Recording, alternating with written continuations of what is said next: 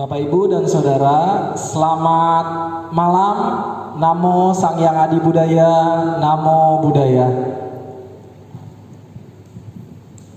Perkenalkan, nama saya Ferry Karsilo. Sebelumnya saya ingin mengucapkan terima kasih kepada Ketua Wihara Buddha Guna yang telah berkenan memberikan kesempatan kepada saya untuk sharing pada sesi kali ini, untuk mengisi di YouTube channel Wihara Buddha Guna. Sebelumnya saya ingin mendoakan juga semoga Bapak, Ibu, dan Saudara tetap dalam kondisi sehat di tengah wabah virus corona saat ini yang sedang melanda Indonesia dan dunia. Pada kesempatan kali ini saya ingin sharing satu topik yang sangat menarik, yaitu bagaimana kita bisa mengubah nasib dengan memahami hukum karma. Bapak, Ibu, dan Saudara, pernahkah kita bertanya-tanya,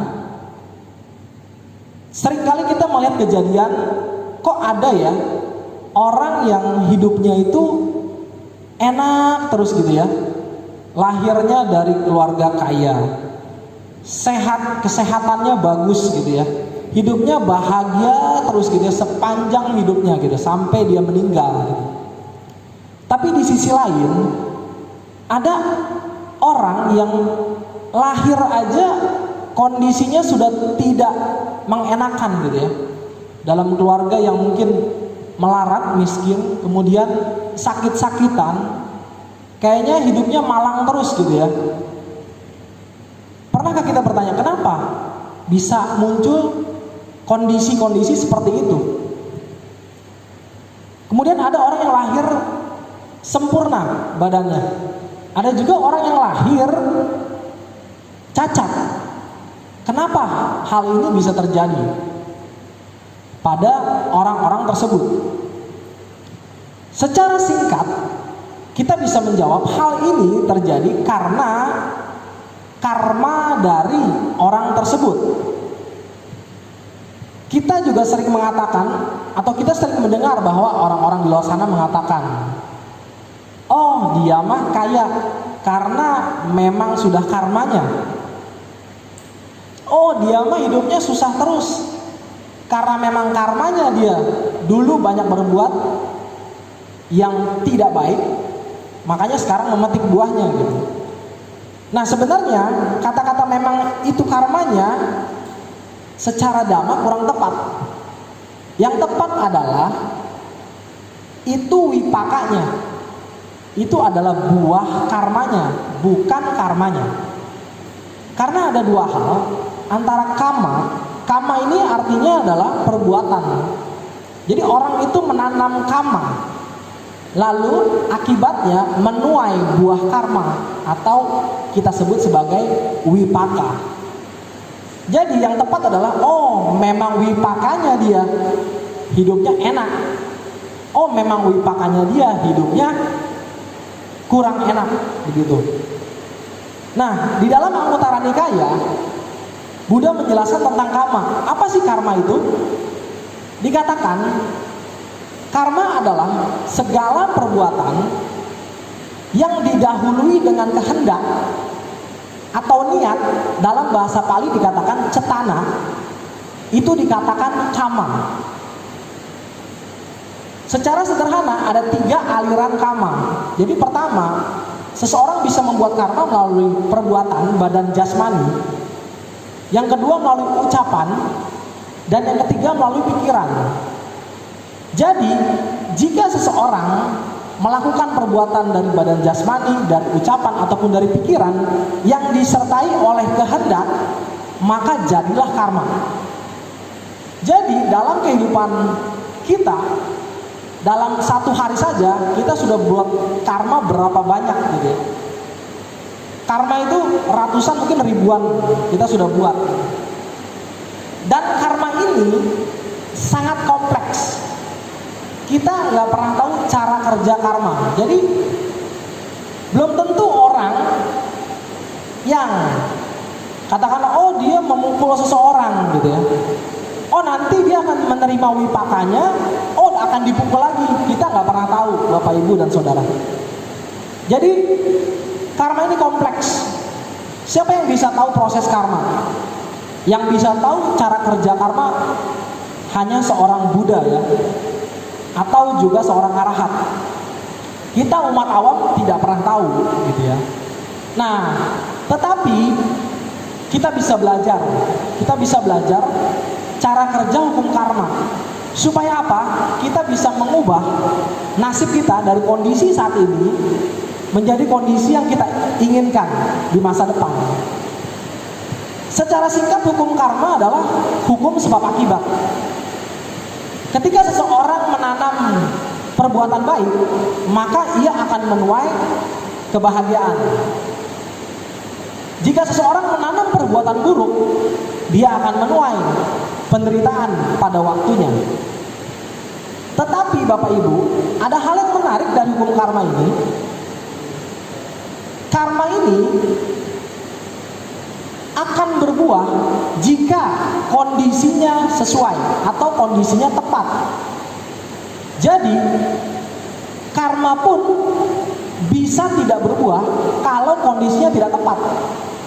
Sebagai contoh, kita misalnya menanam biji mangga gitu ya. Kita menanam biji mangga, maka nanti kalau kita pupuk, kita sirami, kita pupuk, di saat kondisinya tepat, mataharinya tepat, tanahnya bagus, subur, maka dia akan berbuah pada waktunya. Tetapi kalau kita tidak sirami, kita tidak pupuk, mataharinya juga pencahayaannya nggak bagus, bisa saja buah ini juga mati. Nah, artinya apa Bapak Ibu? Jadi hukum karma bukan hukum yang fatalisme, bukan sesuatu yang fatalistik, yang artinya banyak orang luar sana yang mengatakan bahwa oh hukum karma itu seperti takdir gitu ya. Nah, pertanyaannya adalah karma dengan takdir itu sama atau enggak? Kita akan jawab itu nanti di akhir sesi. Bapak Ibu dan Saudara, pernahkah kita mendengar istilah bayar hutang karma? Pernah mungkin ya? Oh, bayar karma gitu ya. Nah, ada satu kisah. Dikisahkan pada zaman dahulu ada pasang suami istri. Sepasang suami istri ini sudah lama sekali tidak memiliki anak ya. Dia tidak punya anak. Katakanlah sekitar 10 tahun dia nggak punya anak dan pengen sekali punya anak. Nah, si suaminya ini punya kemampuan bisa melihat makhluk halus atau bisa mendengar makhluk halus. Nah, suatu ketika si suami ini sedang pergi ke hutan. Dan di hutan dia mendengar suara anak kecil ya. Dia mendengar suara anak kecil dan dia tahu ini bukan manusia gitu ya. Dia mendengar anak kecil ini ada dua orang bercengkrama ya. Dia mengatakan, kamu mau kemana? Anak kecil itu bilang, oh aku mau ke rumah itu gitu ya. Oh aku juga mau ke rumah situ, kata si anak yang satunya. Kamu ngapain mau ke rumah situ? Saya mau nagih karma ke keluarga itu. Oh, kalau saya mau bayar karma ke keluarga itu. Si suami ini yang tadi di hutan, dia mendengar, oh yang ditunjuk itu adalah rumahnya.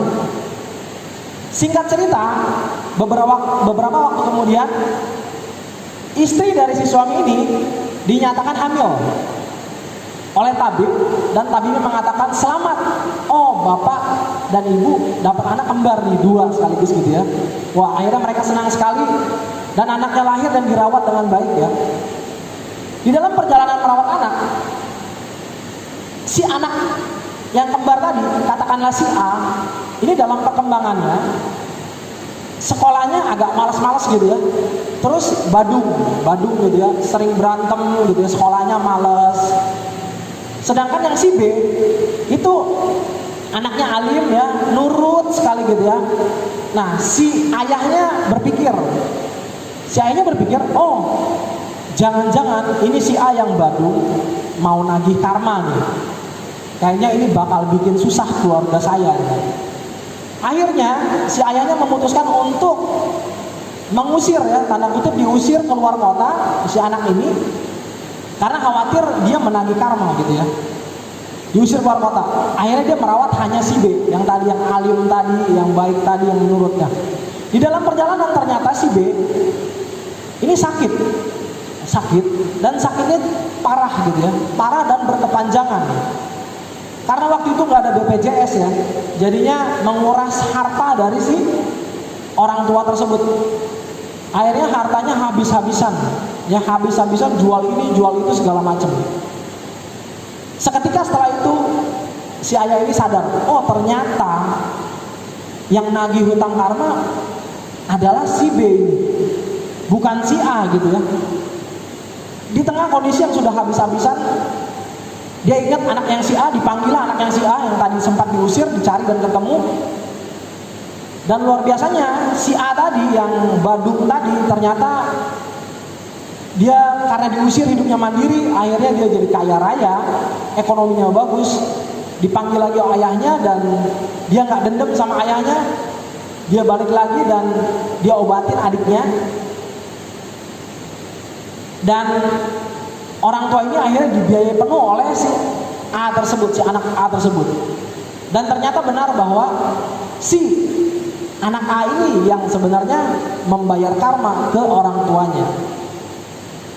Bapak, Ibu, dan Saudara, dari kondisi ini artinya apa? Di dunia ini tidak ada yang namanya kejadian yang disebut kebetulan.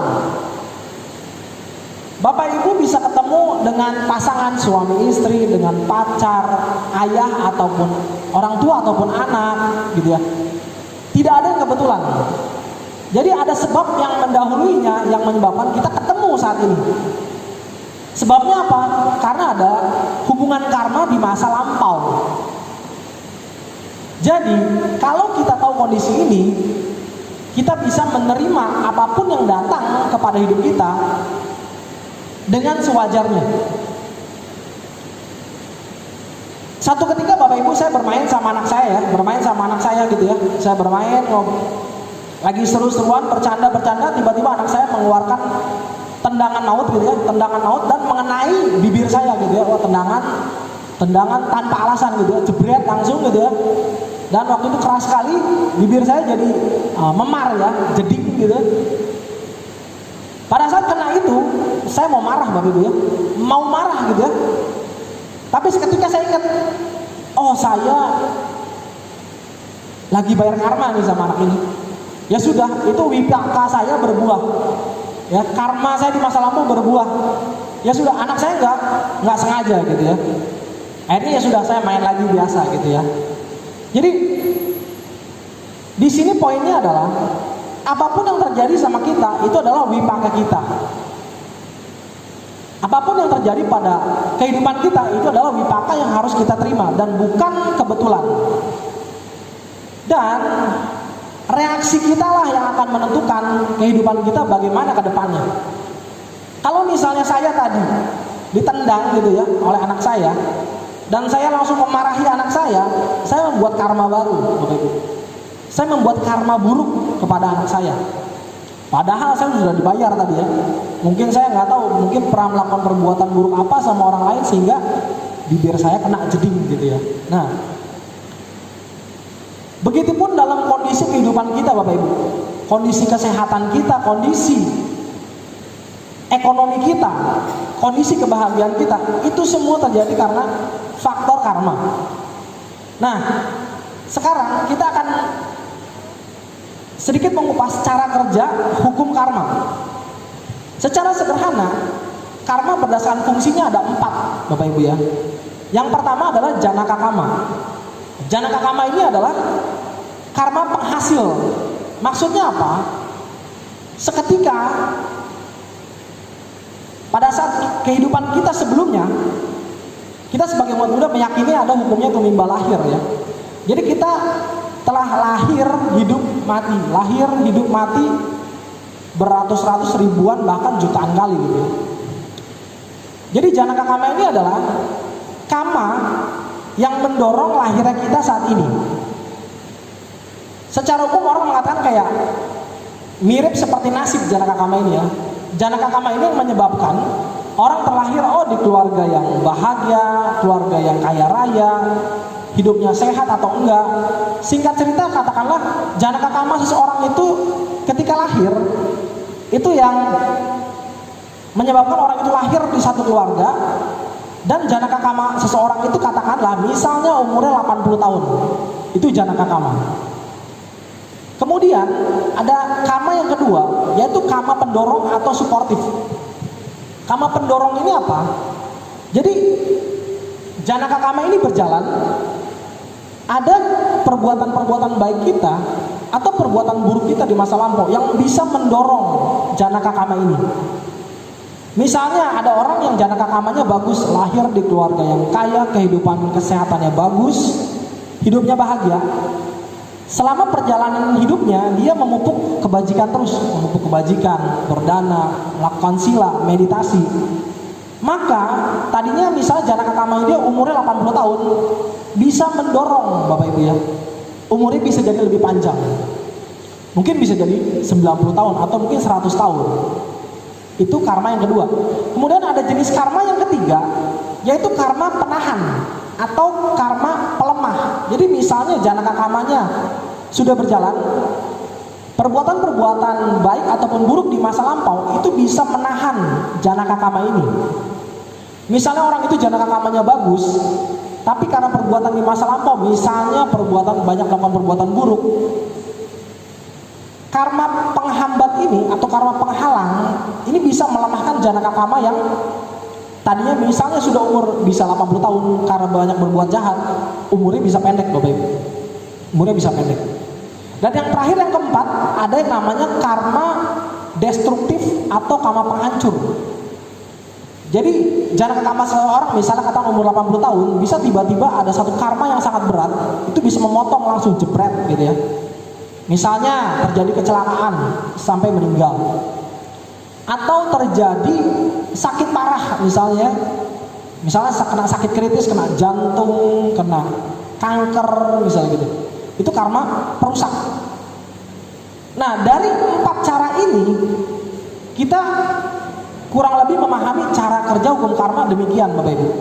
Jadi karma bukan sesuatu yang fatalistik. Jadi karma bukan takdir Bapak Ibu. Karma bukan takdir. Karena kalau takdir adalah sesuatu yang sudah digariskan dan tidak bisa diubah lagi. Tetapi berbeda dengan karma. Karma akan berbuah jika kondisinya tepat atau sesuai. Nah, untuk menjelaskan perbedaan karma dengan takdir, ada sebuah ilustrasi sederhana seperti ini Bapak Ibu. Ada 2 orang ibu-ibu ingin membuat kue. 2 ibu-ibu ini punya bahan yang berbeda Bapak Ibu ya. Si ibu A punya bahan yang tidak bagus. Dia punya terigu yang mungkin sudah tengik ya. Dia punya mentega yang mungkin sudah lama. Gulanya, garamnya juga nggak bagus kualitasnya gitu ya. Telurnya juga ya biasa aja gitu. Kemudian ada si ibu B dengan bahan kue yang luar biasa bagus gitu. Si ibu B ini punya bahan kue, tepungnya mahal, menteganya mahal, telurnya juga bagus, gulanya, garamnya, bahan-bahannya bagus sekali. 2 ibu ini akan membuat kue. Pertanyaannya, siapakah yang akan membuat kue paling enak? Ya, ada yang menjawab, sudah pasti ibu B, bahannya bagus. Jawabannya belum tentu ibu B Bapak Ibu. Bisa jadi ibu A yang membuat kue lebih enak. Kenapa? Si ibu A ini karena bahannya nggak enak, dia mendaya upayakan memproses bahan ini dengan sebaik-baiknya. Dia lakukan dengan cinta, dia ngolahnya dengan benar-benar gitu ya, memasaknya dengan benar, merebusnya dengan benar-benar, menyajikannya dengan benar-benar, sehingga Si ibu A ini yang punya bahan yang tidak enak tadi, yang tidak bagus tadi, bisa menghasilkan kue yang jauh lebih enak daripada si ibu B yang bahan kuenya bagus. Ilustrasi ini menjelaskan apa Bapak Ibu? Di dalam kehidupan kita banyak sekali orang-orang yang sebenarnya sudah punya bahan bagus. Bahan bagus apa? Lahir dari keluarga yang berkecukupan, kaya, kesehatannya juga bagus gitu ya. Keluarganya harmonis, tapi dia lupa untuk mengolah hidupnya dengan baik. Misalnya dia pergaulannya tidak baik, kena narkoba, pergaulan yang tidak membuat dia menghasilkan kehidupan yang baik gitu loh. Pernah juga kita melihat, seringkali kita melihat ada orang-orang yang bahan kuenya itu tidak bagus. Misalnya lahir dari keluarga yang melarat, keluarganya miskin, mungkin ayah ibunya broken ya, anaknya jadi broken, ayah ibunya bertengkar terus gitu, berantakan. Tetapi dia mengolah hidup dia dengan benar. Dia upayakan hidup dia dengan benar karena dia hidup di kondisi yang tidak enak. Akhirnya dia berbuat baik, berdaya upaya baik, bekerja dengan baik, mencari nafkah dengan baik. Akhirnya dia memperoleh kehidupan yang baik, Bapak Ibu. Ya, jadi banyak di luaran sana bahannya bagus, belum tentu menghasilkan yang bagus. Bahannya tidak bagus, belum tentu menghasilkan yang bagus. Bahan yang bagus belum tentu menghasilkan yang bagus. Artinya apa Bapak Ibu? Karma itu 50% adalah bahan, dan 50%-nya lagi adalah daya upaya kita saat ini. Di kehidupan kita saat ini, kita mau mengupayakan bahan kita seperti apa Bapak Ibu. Nah, dalam hal ini sering kita merasa nggak, oh kayaknya hidup saya tuh begini-begini aja ya. Pernah satu masa saya di tahun 2010 ya atau 2011, saya ingat sekali waktu itu saya ke wihara ya, dan pada waktu itu ada satu pembicara, dan ingat saya waktu itu adalah Dr. Ponijan Liao ya, komunikator nomor 1 Indonesia saat itu, sekarang komunikator nomor 1 di Asia. Dia mengatakan, pernah nggak Bapak Ibu dan Saudara kok ngerasa hidupnya udah berbuat baik, tapi begini-begini aja gitu ya, hidupnya datar, kayaknya kok nggak meningkat secara ekonomi gitu, kayaknya hidupnya nggak happy gitu ya. Nah, secara Buddhis sederhananya kita sedang memetik buah karma buruk di masa lampau. Sekarang kita sedang memetik buahnya. Pada saat itu saya merasa mengeluh gitu ya. Kalau gitu buat apa saya berbuat baik? Kayak hidupnya begini-begini aja gitu ya, nggak ada perubahan.